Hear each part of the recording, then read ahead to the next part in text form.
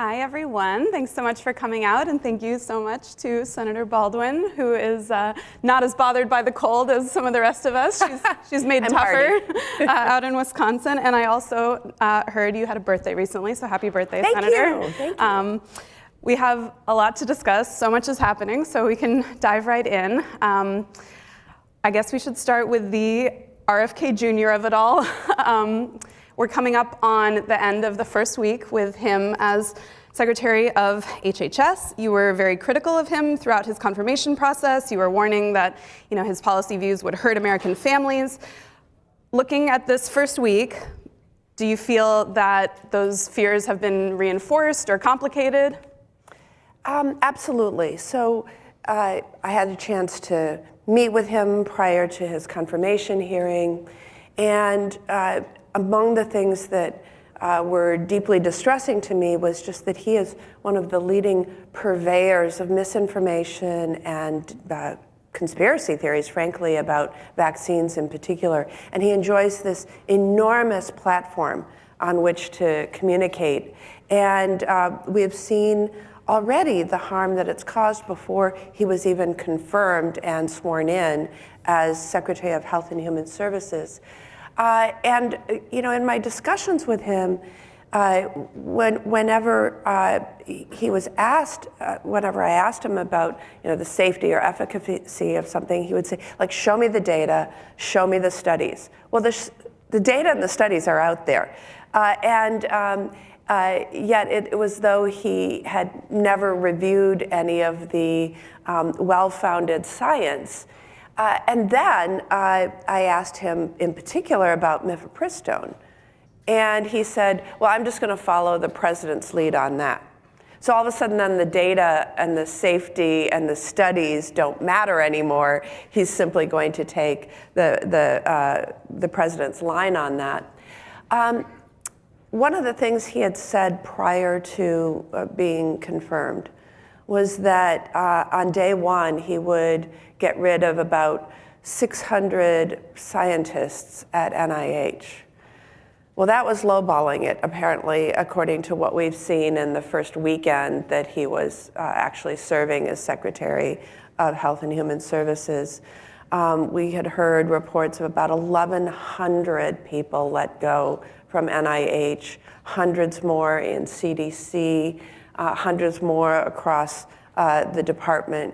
And that is extremely concerning when you're talking about the young and not so young researchers who are trying to find cures and treatments for cancer, for diabetes, for Parkinson's, who are Alzheimer's, who are on the front lines of trials for children and adults with debilitating chronic illnesses.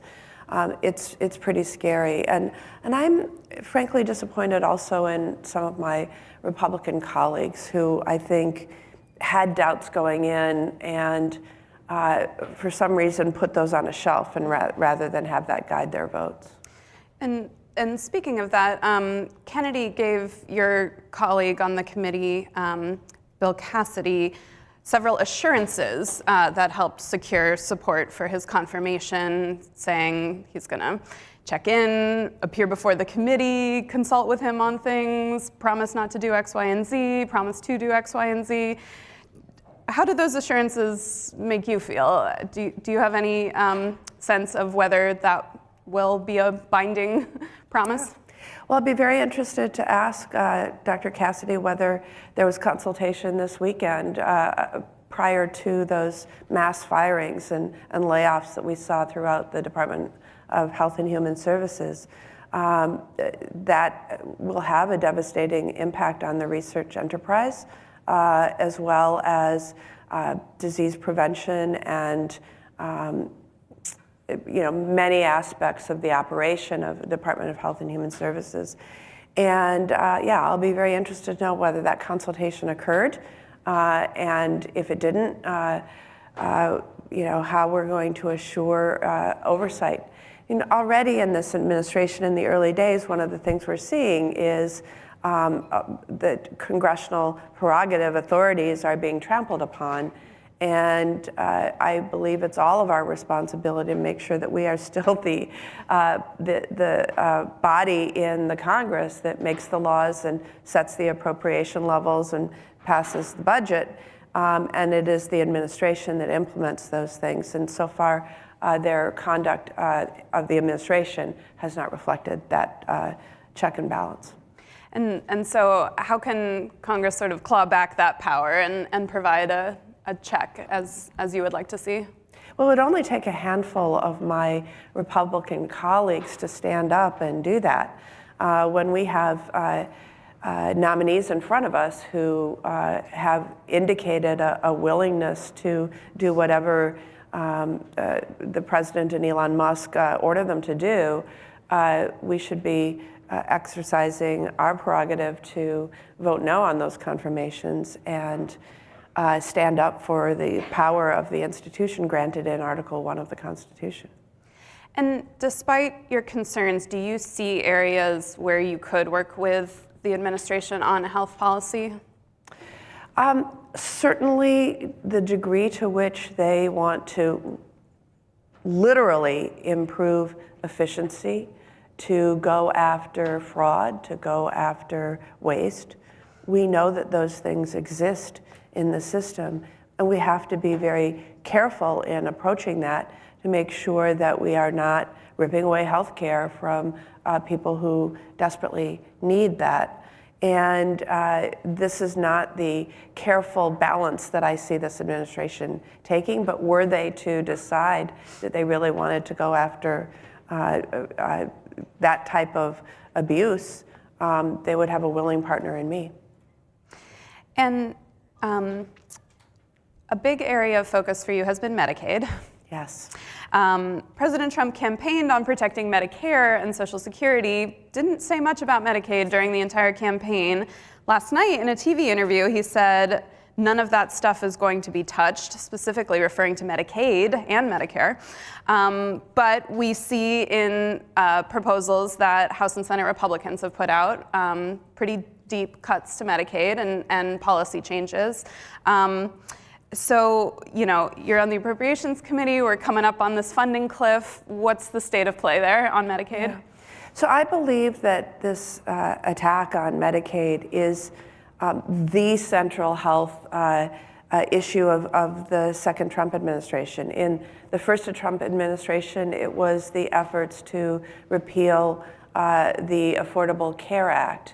This, I think Medicaid will be the crucial and pivotal health care issue of this second Trump administration. We know Medicaid provides a lifeline of health care to tens of millions of Americans, in particular 30 million children. It provides prenatal and postnatal care to nearly 40% of all, in 40% of all births. About 8 million seniors are able to access long-term care because of Medicaid. And it is probably the primary health payer for people who are seeking treatment for substance use disorder and mental health, serious chronic mental health issues, as well as people with disabilities. And I think perhaps my Republican colleagues are banking on the idea that not everybody knows what Medicaid is and who it helps and what it does. But the budget process and the reconciliation process appears to be going right after Medicaid, perhaps as the biggest area for cuts to be able to then pay for their $4.6 trillion tax cuts that disproportionately impact the wealthy and big corporations. And so I know there are some advocacy groups that are, running ads in the districts of, vulnerable Republican lawmakers, pointing out how many people are on Medicaid and trying to put the pressure on that way. How are you and your colleagues hoping to put the pressure on as well? Well, we have to tell the story of what Medicaid does and what it means to I mean, almost every family is touched by it in some way. And so, we do know in terms of public opinion that cuts to and attacks against Medicaid are deeply unpopular, but they are even more unpopular when people realize that the reason for going after Medicaid is to pay for these tax cuts for billionaires and profitable corporations. That combination makes them toxic, and we need to make sure that Americans are very aware of what's happening here. Do you think we could see a repeat of what we saw in 2017 when, proposals to make deep cuts to Medicaid, foundered in the face of, this opposition and, the people who would be affected sort of rising up in protest? Or do you think the dynamics are too different this time? I think that we may see, and I hope that we will see, a line drawn in the sand when it comes to Medicaid. Look, there's going to be a lot of proposals to, as we saw over the weekend, cut hundreds of, tens of thousands of federal workers. We don't see protests in the streets quite yet, although we see some smaller scale. On other issues, yeah. Yeah, we see some smaller scale protests about that and other things. But I believe this, again, I believe that this will be the pivotal healthcare battle in the second Trump administration, and that we have got to stand up and fight and make sure we win that battle. And you mentioned drawing a line in the sand. So, a pattern we've seen in past funding fights are Republicans being more willing to draw those hard lines and being more ready to, risk a shutdown if they don't get what they want, and Democrats being more conciliatory and willing to compromise to avoid that happening. Do you think that's still true this time around, or there's really a desire to play hardball and use that leverage? When I think about the ramifications, and we've got to introduce the public to what those ramifications are. I was mentioning 8 million seniors rely on Medicaid to help them afford long-term care.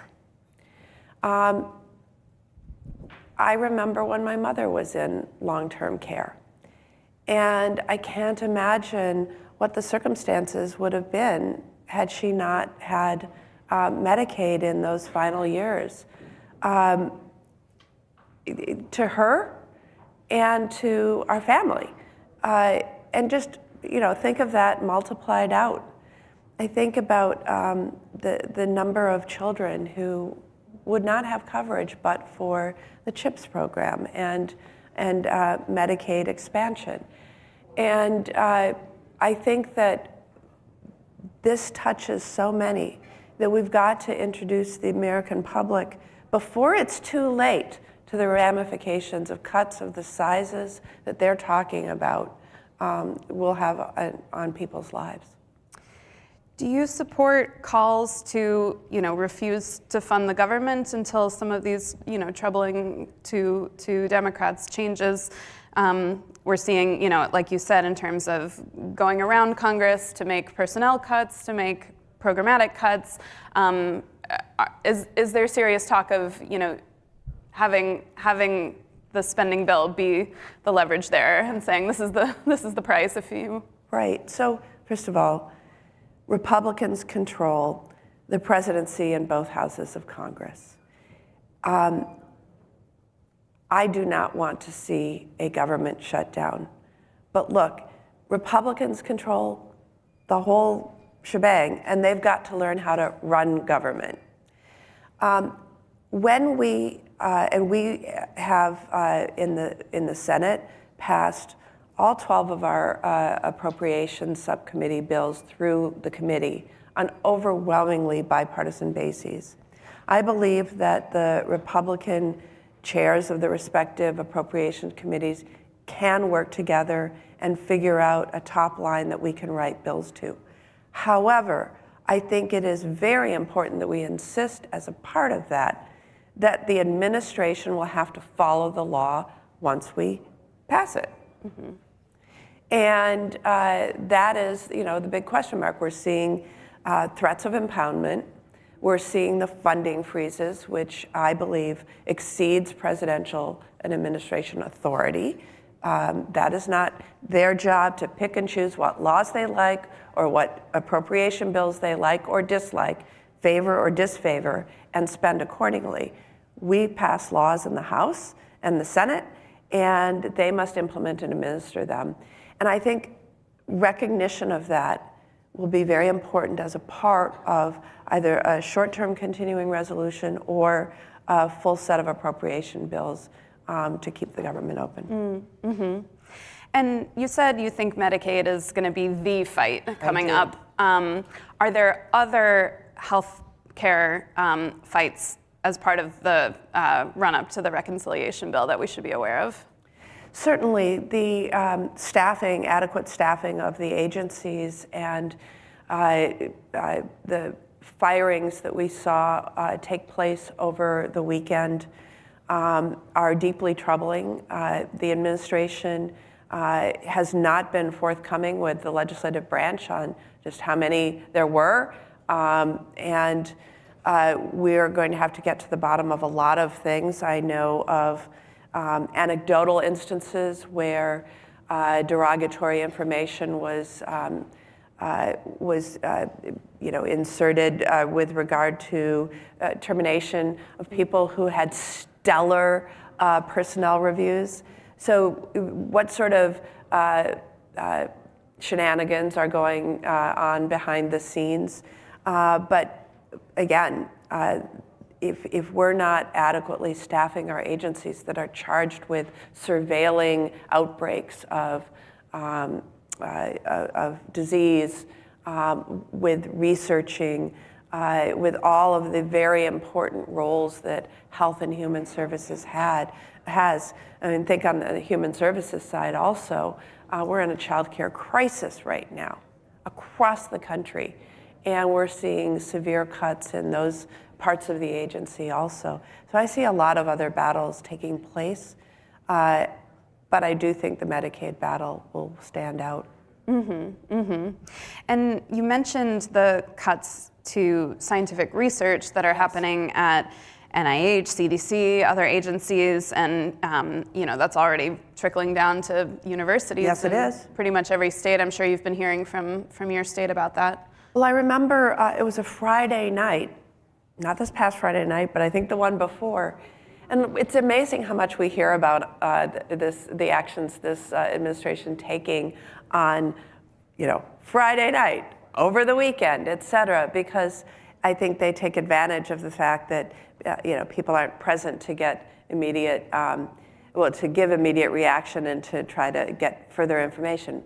But I remember hearing on a Friday night that NIH said they were going to cut the reimbursement for indirect costs of research to 15% of ongoing research as well as prospectively. So people who, institutions that were, had budgeted research expecting a certain amount of reimbursement for indirect and direct costs, and all of a sudden, the rug has been pulled out from under, with ramifications of, shutting down the research, or asking others to fill in.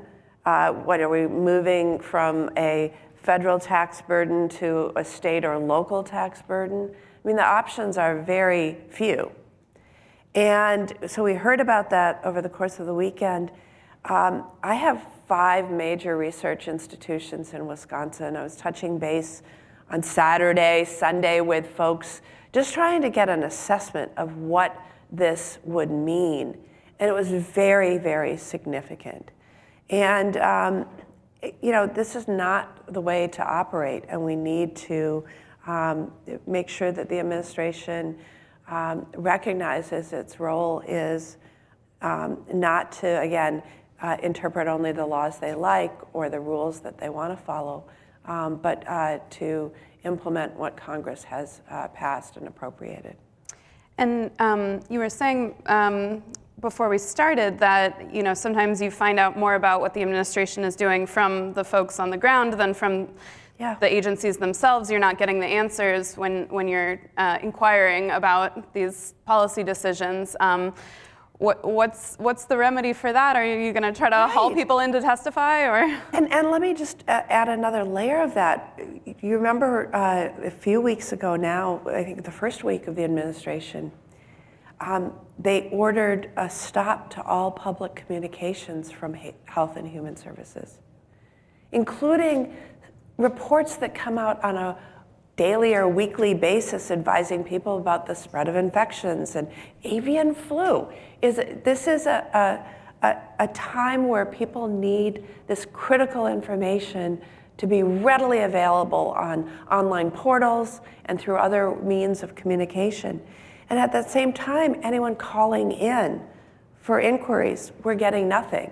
And when that also extends to communication between the executive branch and the legislative branch, we have a problem. Right, it wasn't just public communication.